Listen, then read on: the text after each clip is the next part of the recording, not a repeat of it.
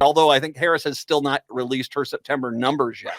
But you know, I think they're trying to add every last dollar in there because they're going to be unbelievably ridiculous. Yes. I really do. I'm not just saying that. I'm in that game. I mean, that's part of what I do, raising money for Democrats. I know we've raised a ton, and it's not been that hard. People want to give to that ticket. Yeah. And they had when Trump had 160, but the Democrats had 55 million just in two big fundraisers in California alone in September. Just alone in that. Right. So I agree wholeheartedly. Just those two. Yeah. Well, I'm shocked there. I mean, because the Democrats obviously had like Bruce Springsteen and George Clooney, and the Republicans had Chachi and Ted Nugent's guitar. And I don't see how those wouldn't bring in the kind of numbers. Enough was enough. And I said, let Trumpomania run wild, brother. Let Trumpomania rule again. Let Trumpomania make America great again. Maybe a clip of John Voight's hair from his mullet in Deliverance. I'm not sure.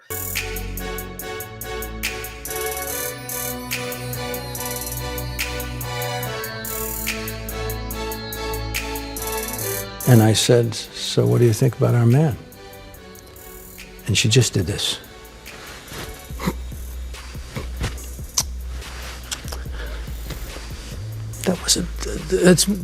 That's me crying.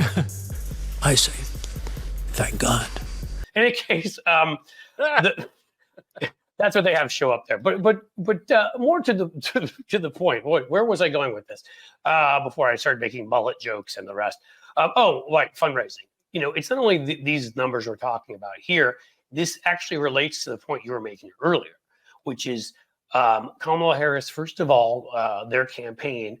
While Grifty McTrump's campaign sat there and used it on his legal fees for his 487,000 trials, and now another one will be coming because the Haitian immigrants have sued him under an Ohio law for putting them in danger. He's used it for that, and again for the goat screamer, Laura Trump's singing voice, and whatever. They said right away that their only priority was getting Trump elected, which really isn't. It's just legal fees and grift.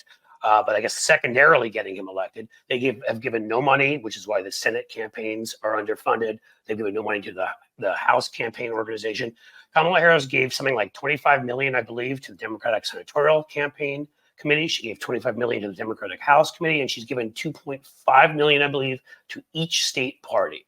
So if you think about that, obviously, yes, there's local advertising that goes along with that and whatever, but there's also turnout operations that go with that. That helps coordinated campaigns, as we call them, so that people are working and getting votes out for all of the candidates. And I assume it's the same where you are. I mean, besides everything else we have going on here, we passed that abortion ballot last year, the one that the polls told us would be close. Why I don't trust the polls at all, 57-42. We crushed it. Well, now we have and they're lying about it openly, but we've got even some Republicans now doing ads pushing back, including the former head justice of our Supreme Court, pointing out that that issue 1 on our ballot here for anybody from Ohio, you vote yes, because that is going to kill gerrymandering forever here. We will have a ballot amendment.